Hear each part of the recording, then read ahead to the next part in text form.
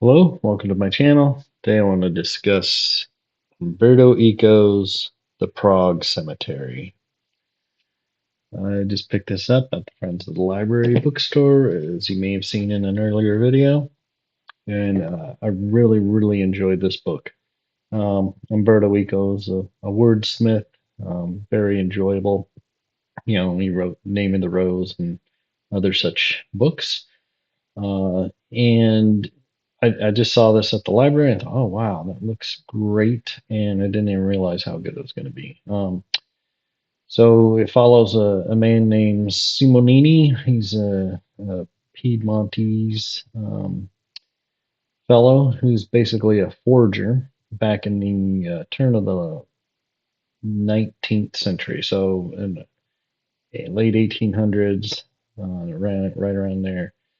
He's he forged documents for a living, and he just basically a bad guy. But he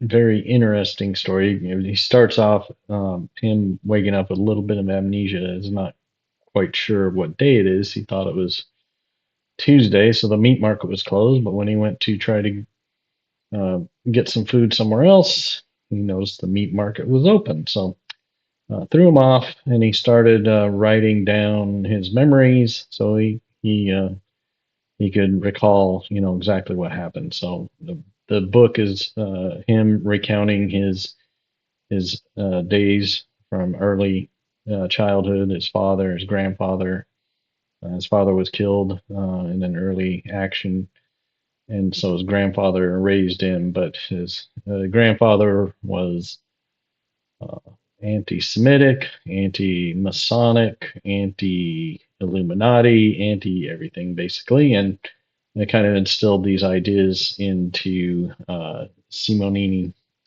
and became Captain Simonini during Garibaldi's attempt at unifying Italy. Um, and it just traces his exploits.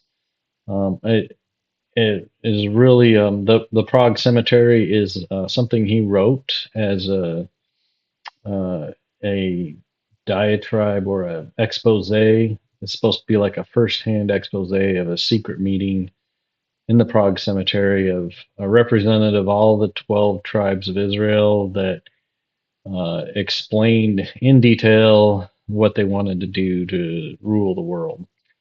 And he forged this document. He's an expert at that, and of course, it was picked up here and there, became legend, became lore, became you know just it just like it sews the whole story together. But it is very interesting. He has a very hectic life, and the amazing part is at the end of the book, I was reading and the notes, and all he was basically the only fictional character in the book. Everything else is historical, but it gets you thinking. So the a lot of the things, if you probably might be familiar with the Dreyfus Affair, um, the French army officer Dreyfus was accused of spying, but it was totally made up. And even now, people still, they believe maybe it wasn't made up, or even though it might have been proved to be made up, maybe it was all a ploy. So it's like a false flag.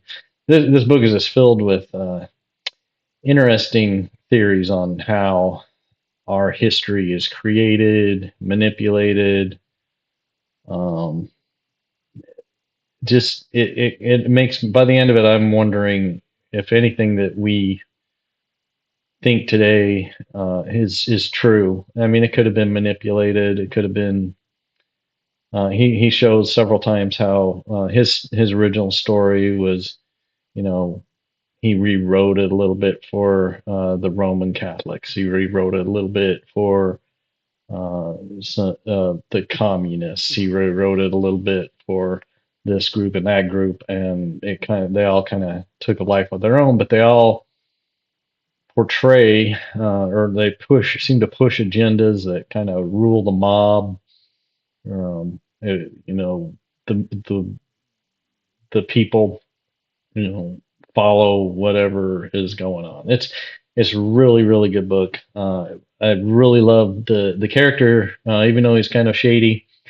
I liked his character, and it every so often he'd be like, after he forges a document or blows up a ship, he like next thought is to spend a paragraph telling you what kind of meal he ate at the fine French restaurant where he resided.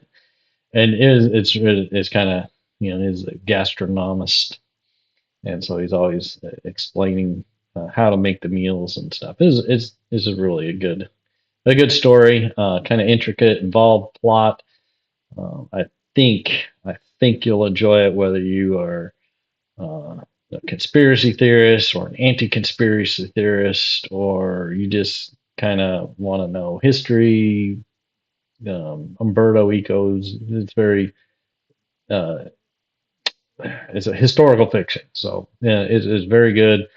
It touches on a lot of things: French Revolution, the later ones, Napoleon the Third, and Garibaldi, trying to unite Italy and things like that. So uh, it's very good. I highly recommend it. I'm glad I found it. Like I said, I found it at Friends of the Library, and it's a great read. So have a good day.